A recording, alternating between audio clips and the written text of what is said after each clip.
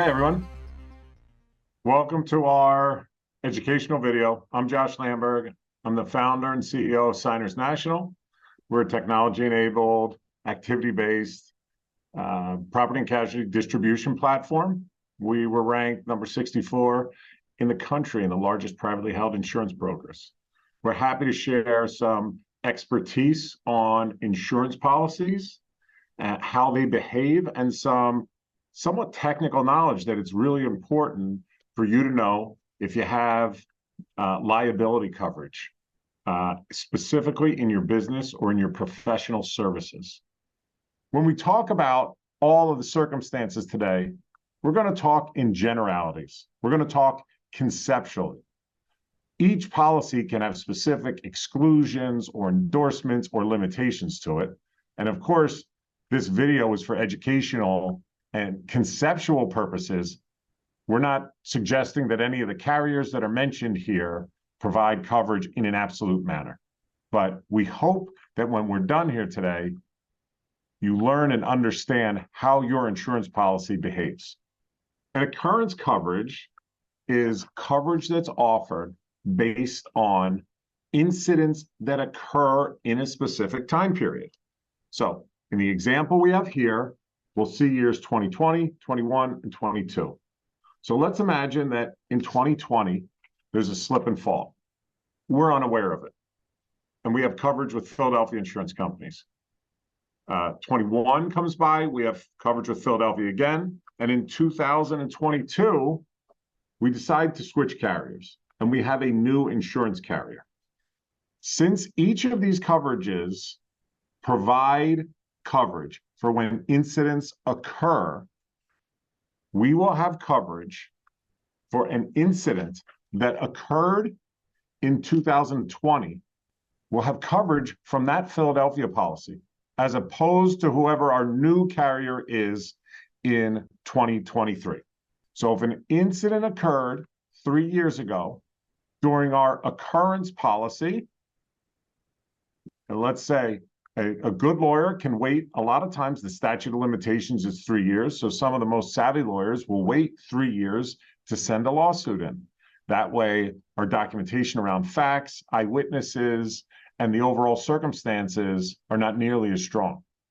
So when we get served 3 years after a particular incident, if we have occurrence coverage, we go back to the time period when the incident occurred, and we notify that carrier. So moving on. The second type of coverage is a claims made policy.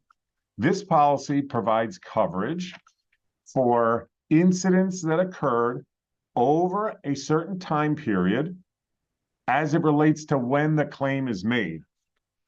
In our graph here, we have coverage for 2020, 21, and 22.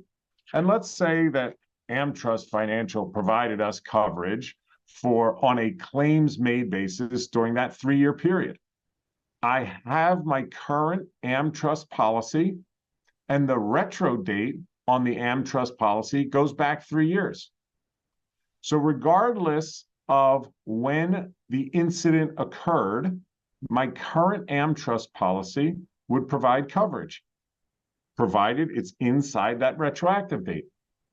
If I switch my AmTrust policy to a different carrier, and it's a claims-made policy, and my new carrier has the same retroactive date, I could have an incident that a suit is brought against me for under a new carrier, but occurred when I had a AmTrust policy.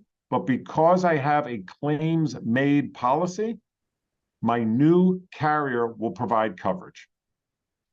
Okay, so again, the two differences are an occurrence policy provides coverage for when the incident occurs, and a claims-made policy provides me coverage based on the suit being brought against me in the time period of coverage. Okay, so either one of these policies can be very effective in providing insurance and coverage for your business. Now, the challenge can be when you switch coverages. So In this example, let's imagine we have occurrence coverage for 2020 and 2021, and we switch coverage to claims made for 22 and 23. Since we're now in 2023, if an incident occurred back in 2021, and I got notified today when I have a claims made policy, I would notify my occurrence carrier for the 2021 incident. The carrier that I had in 2021 would cover me because they cover me for any incidents that took place during that time period.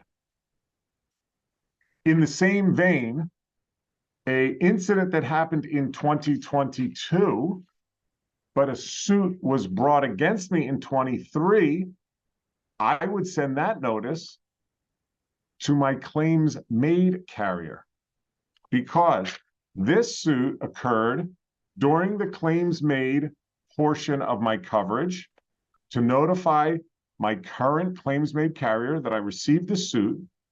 The incident occurred within the retro date. My new claims made carrier would provide coverage. Simple, no challenges. Here's where the challenge comes in. What if I have claims made coverage for 2 years, and then I switch to occurrence, where in 2020 and 21, I have claims made coverage, and 22 and 23, I have occurrence. In this scenario, if something happened in 2022, when I had an occurrence coverage, I notify the insurance carrier that provided me occurrence coverage in 2022, and I have no issue. The challenge comes, what happens if I had an incident that occurred in 2021? I had claims made coverage during that time period, and I've since left the claims made carrier, and I'm now on an occurrence carrier. So that 2021 incident, if I try to report it to my old claims made carrier, that carrier will say to me, this is coverage for claims that are made during that time period. You were not sued during that time period, so we don't have a responsibility to cover you. And if I try to submit a claim to my occurrence carrier for something that happened in 21 before their policy period, they will say to me, this did not occur during our policy period. We do not have a responsibility to cover you. So if you had claims made coverage and you leave and move to an occurrence coverage, you can be out of luck. You can wind up with no coverage. Now, so somebody would ask, how could I ever leave a claims made policy? There is an enhancement that's offered. It's usually at 1 to 3 times the entire policy premium.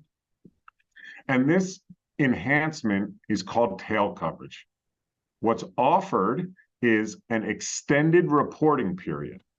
So in this situation, if I had claims made coverage for 2 years and I switched to occurrence, I'd have to purchase a tail. And that tail would give me additional time to report an incident on my claims made policy. Again, the tail can be expensive, and tails don't go on forever. A tail usually lasts anywhere from 1 to 3 years, depending on how much premium you're willing to pay for it. So if you're moving from claims made to occurrence, and you don't want to give up any and all insurance coverage for the time period where you had a claims made policy, you have to buy a tail. And those tails can be particularly expensive. And moving from claims made to occurrence, I would then have the cost of my tail coverage plus the new cost of my occurrence coverage. Why would anybody want to do that? Of course, when you buy claims made coverage, insurance carriers do not have to renew your coverage in perpetuity. It's possible if somebody has significant claims that a claims made carrier non-renews a particular insured. And when that coverage is non-renewed, nobody else may want to offer claims made coverage for that time period. In that case, a buyer would be forced to buy a tail and then buy new coverage going forward. So we suggest that all of you speak with your insurance professionals about whether your coverage is occurrence or claims made. Understand the risk that you're taking by going on to a claims made policy. And with that, you'll be a well-informed buyer that can make smarter decisions and hopefully save your organization from finding yourself without coverage. We hope this video was helpful and you have a great day.